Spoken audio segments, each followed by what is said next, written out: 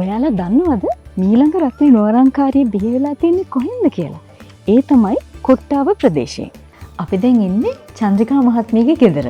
මෙතුමිය තවත් රත්ති නුවරංකාරියක්. ඉතින් ඔබතුමීට මොකද හිතෙන්නේ? මට අද ගොඩාක් සතුටුයි. මොකද ශශිකා නිසංසලා මහත්මියගේ අතින් මේක ගන්න ලැබීම ගැන මම ඒක මගේ ජීවිතේ ලැබපු ලොකුම ජයග්‍රහණයක්. එහෙනම් මෙන්න ඔබතුමීගේ රන්කාසිය.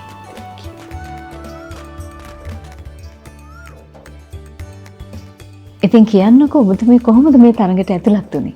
මගේ පුතා තමයි මේ තරඟයට දැම්මේ. ඉතින් අපි කොහොමත් රත්ති තමයි බොන්නේ. ඉතින් පුතාද මට මේකට මේ රන්කාසි අම්මා ගන්න කියලා කිව්වා. ඉතින් ඔබතුමීට අනිත් අයට මොනවද කියන්න තියෙන්නේ?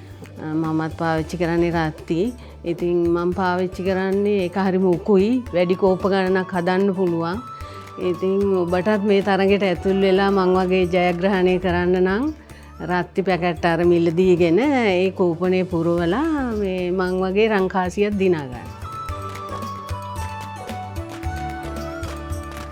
ඔයාට කරන්න තියෙන්නේ රත්ති හෝ රත්ති කිරිතේ පැකට් ඇතුලේ තියෙන රහස් අංකය මේ ලිපිනයට එවන්න හෝ මේ අංකයට SMS කරන්න.